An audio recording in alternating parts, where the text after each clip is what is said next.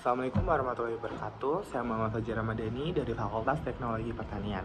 Jadi di sini saya akan menjelaskan apa sih itu life goals dan tujuan hidup.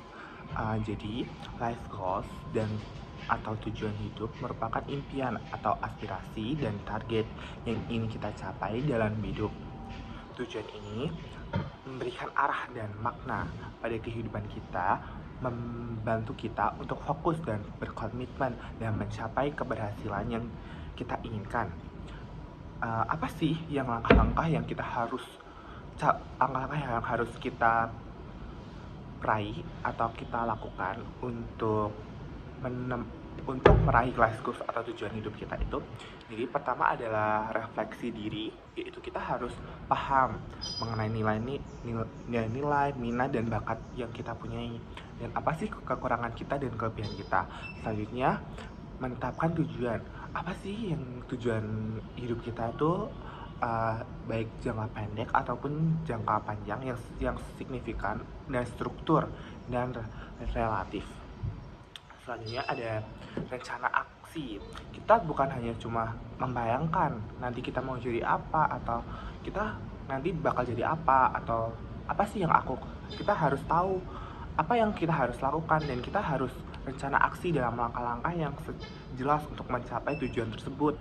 Selanjutnya kita harus mengevaluasi dan penyesuaian secara berkala, meninjau kembali kemajuan yang telah dicapai gitu. Selanjutnya menetapkan tujuan hidup membantu kita untuk lebih terarah, termotivasi, dan merasa lebih puas dengan kehidupan kita. Namun dalam meraih life goals itu banyak sekali hambatan-hambatan, apalagi sekarang di era digitalisasi. Kita tuh sekarang lebih overthinking. Karena apa? Karena melihat pencapaian orang lain. Kita seharusnya bukan itu menjadi sebuah overthinking, namun menjadi sebuah motivasi untuk meraih hal tersebut. Dan kita juga kadang kayak kita udah mewujudkan sesuatu nih, tapi kita gak ada validasi. Kita kayak, kok aku gak dapat validasi. Itu jangan ya, karena itu sebuah hal yang buruk. Selanjutnya semakin kita overthinking dan kayak membandingkan orang lain, dan itu mengakibatkan kayak kita cenderung kayak menutup diri, bahkan itu mengakibatkan penyakit mental.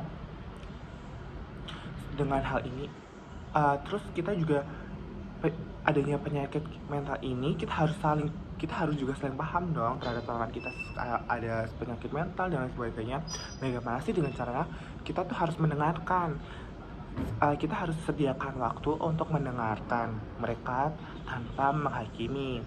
Cukup dengarkan aja, karena mereka itu sebenarnya cuma butuh tempat sandaran hidup, bukan butuh kayak penjelasan juga, karena mereka kadang cuma ingin didengar karena mereka merasa tidak punya siapa-siapa.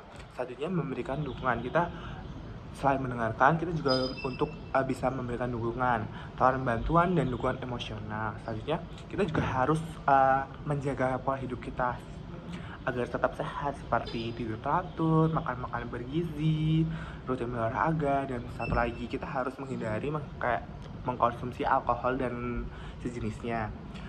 Selanjutnya kita harus mengontrol stres kita dengan teknik seperti mediasi dan ataupun yoga untuk mengatasi stres tersebut. Selanjutnya kita harus cerita kepada orang tua, sahabat, ataupun seperti guru dan lain sebagainya.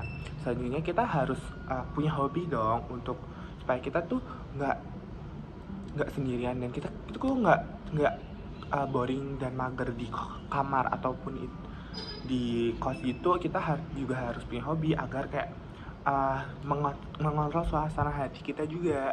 Selanjutnya kita harus mendorong untuk agar cerita ke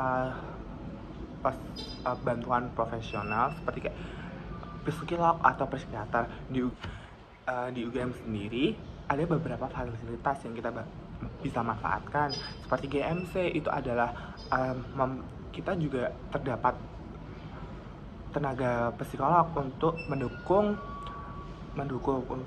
kesehatan mental mahasiswanya.